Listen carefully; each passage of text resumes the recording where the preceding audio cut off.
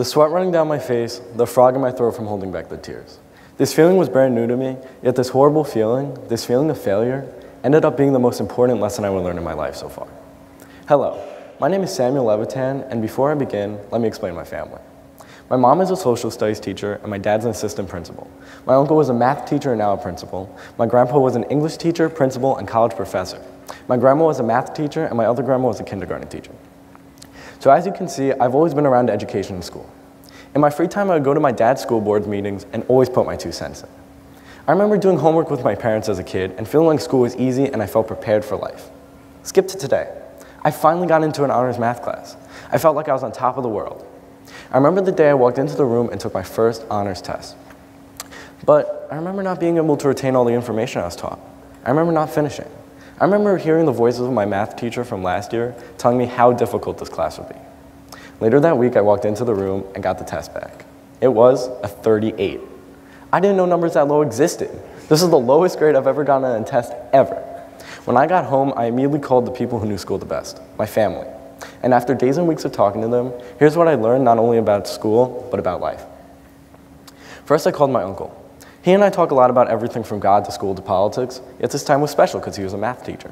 I thought maybe he can help me study and learn the topic I was having difficulty with, but he taught me something much more important. So I called him with tears building up inside me, and I started to tell him about the grade, and then he stopped me.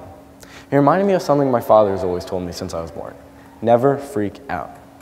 These 3 words have always helped me in sticky situations, because sometimes there is good stress that helps you work harder, but when it feels like there's too much weight on your shoulders, that good stress can quickly turn into bad stress. For far too long, this horrible oscillation in good stress to bad stress has chipped away at me, and I was about to break down.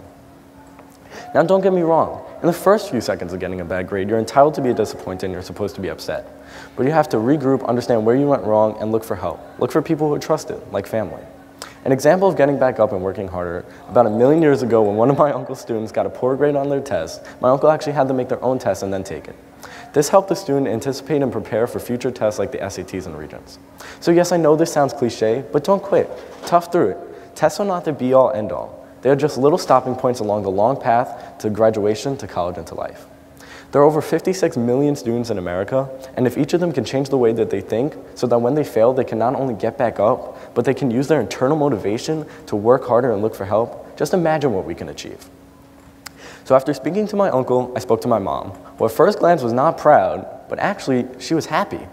See, she wasn't happy because I did badly, but because I failed. And because she knew that because of this grade, I'd have to start working harder for my accomplishments, which, like I said, was new to me. She knew that I would know what it feels like to fail, have to get back up again, work harder, and actually earn a good grade. I told myself I would not quit like the other students that actually scored higher than me on the test, but still dropped out of the class. So as I saw students quit and cry over scores, I was about to do the same, but I was reminded by what my family has taught me. That failure is not the end, but the beginning. This was the first test of the year. Throughout the year, you're supposed to make mistakes, but you're supposed to grow and show what you're made of. My mom has always told me not to stress. Not to stress over grades, not to stress over due dates, and of course not to stress over little hiccups in life. She also always wanted me to work to the best of my ability and to stick with everything I do.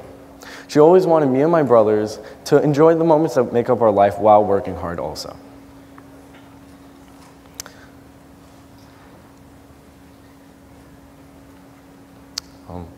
But moments that make up our life, because these moments lead to the one goal you have, your success. But now for a second, I want you to think of success. Just picture your definition.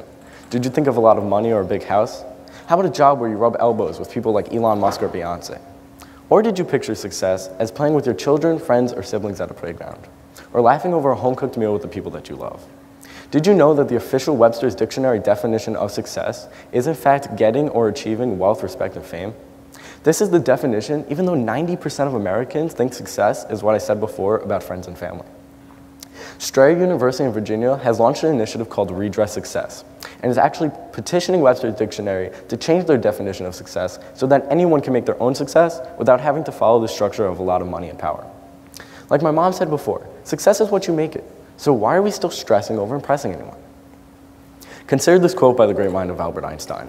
He said, "Try to become a man of success, but try rather to become a man of value." See, Einstein's quote encapsulates my entire talk. Work hard, you will fail, but don't quit. Don't quit, tough through it. Because a person's value is not determined by a grade, but by how they treat others.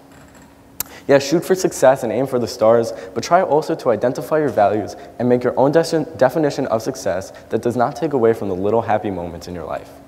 In the end, we're all human, and you have to be perseverant, have passion, and be happy if you truly want to be successful.